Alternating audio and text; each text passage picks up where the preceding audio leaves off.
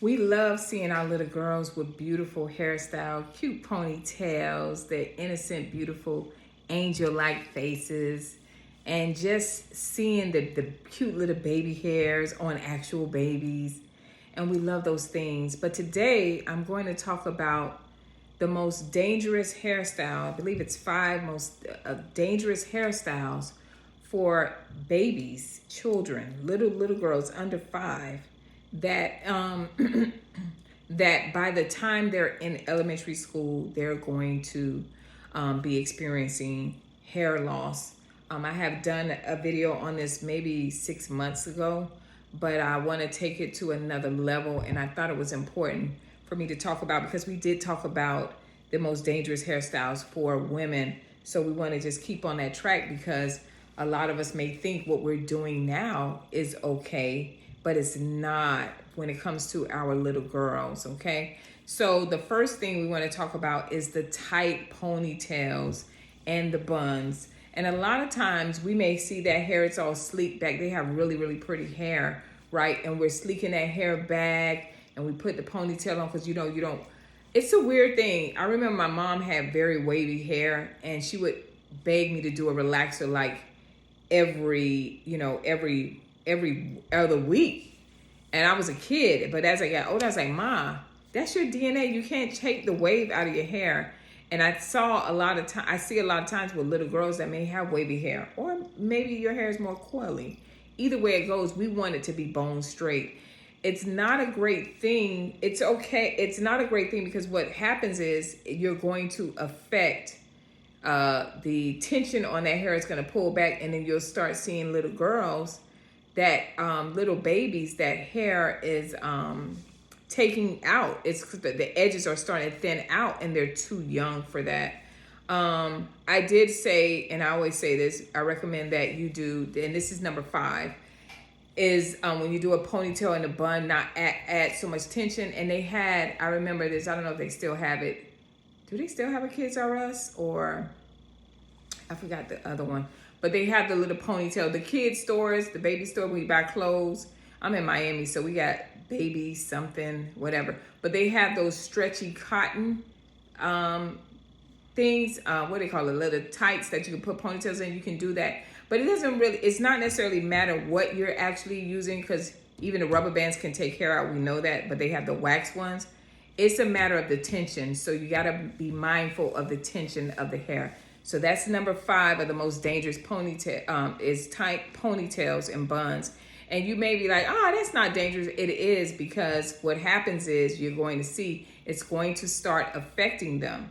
But by the time they're in elementary school, now you're going to have to take other measures, like the next one, which is heavy beaded braids. And look at the photos that I have next to these, what's going on. So those heavy beads and braids, because a lot of you now are attaching braids, hair extensions to the hair, right? And with that, they put the beads on it, and it looks so cute. But guys, the weight of it on that baby's hair, on that baby's scalp, is too much. The hair follicles for a child, right?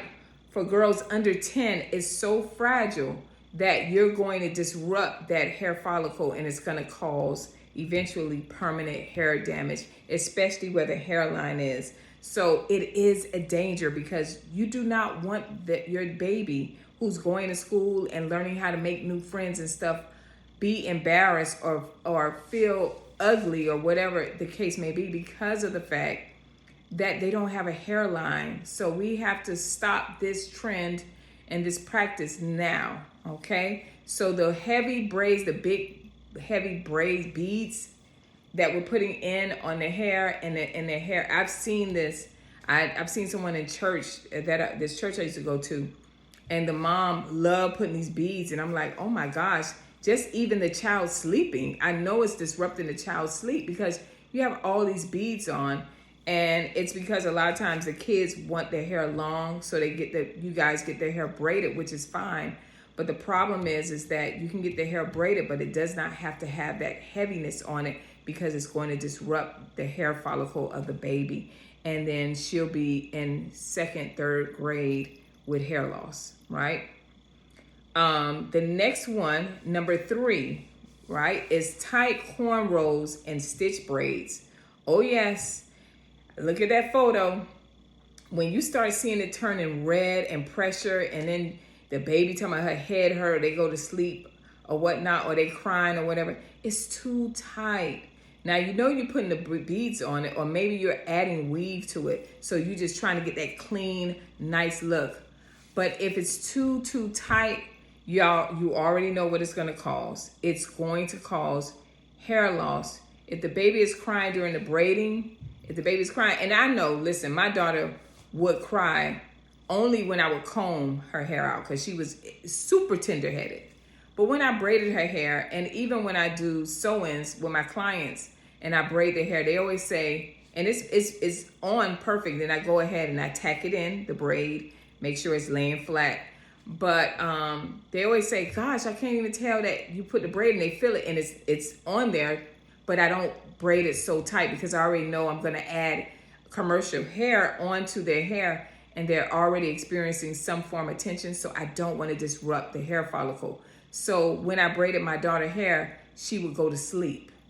It was just the combing out and detangling after I washed it and conditioned it that she would cry on. But when I braided her hair, once I got her down and blow dried her out, and I would braid it, she would just fall asleep while I'm braiding it, because now that's all I'm doing, and I give her kisses and stuff. So please stop with the tight cornrows and stitch. That's the number 3 most dangerous hairstyle you can do that's going to cause hair loss. Number 2, chemical relaxers. No relaxer, no matter how mild, is safe for a child's scalp. The chemicals can burn the skin, weaken her hair shaft, and disrupt natural curl patterns forever. Irreversible damage. Yes, I remember seeing this many years ago when I started seeing it. I had a person that I knew, a young lady that I knew, and her daughter was very tender-headed, and that's when I started seeing women say, well, she tender-headed, that's why I put the relaxer in. But it's just like you're just really being you just being lazy. And she could braid. She did a great job, but one of the things I noticed, she would use the PCJ relaxer, which y'all know is in a class action lawsuit.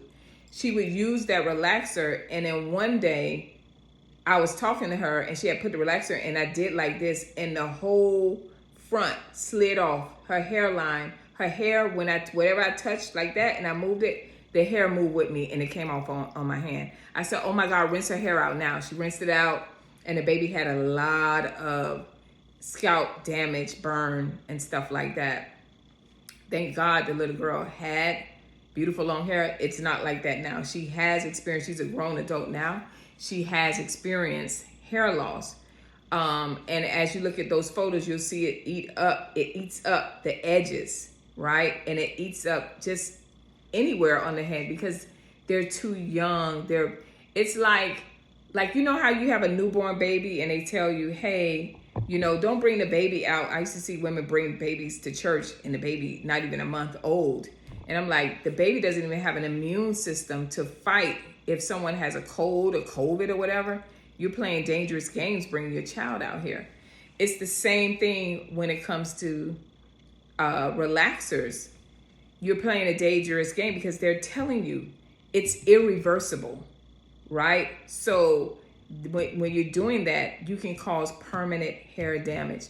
And that's why that is number 2 when it comes to one of the most dangerous hairstyles that you can put and do in a child's hair, okay? And y'all already know what number 1 is the lace front and wigs. This trend is the most dangerous of all. The adhesives used in lace fronts contains toxic chemicals and can cause permanent hair loss and skin irritation. These glues were never meant for children. Toxic traction trauma. Toxic traction trauma. You don't even know what you're putting on that child's hair, okay? And the chemicals that are in it, just take time out one day and just, if you're one of those mothers, and I did a video on how it's affecting a child's identity with the systems, with the hair systems, the identity. All these things that we're doing, that we're altering, you know, because of, for whatever reason, that's the latest thing. And they do look cute. I'm looking at these hairstyles that I have posted.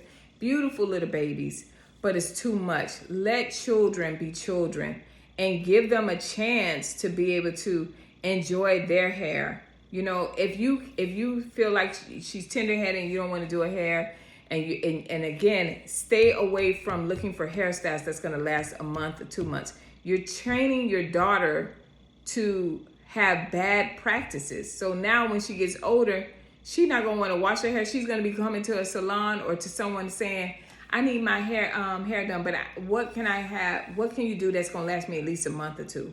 So a month or two of not washing, a month or two of no maintenance, and a month or two of tight braids or whatever the case may be, that's going to lead to traction alopecia, which is CCCA. Ladies, I need you guys to wake up. I pray that this video helps you. And I'm done with the video. Also, I'm going to put a link under for a Beauty Pioneer. If you would like, we're actually going over so many of these topics every Sunday at 7 p.m. I ask that you go to that link that I'm going to put under there and subscribe to that channel so we can start going live there and giving you live education and understanding of, my thing won't fold, of your hair, getting to learn about your hair. And for you, those of you, don't be triggered.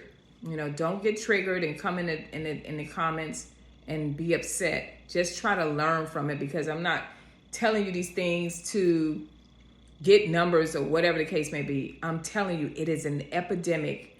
And now we are going as far as 2-year-olds and 1-year-olds where we're destroying their hair. So by the time they're in adulthood, they have experienced some form of hair loss, if not permanent hair loss. I pray this video blesses you, and I will see you next video. Bye.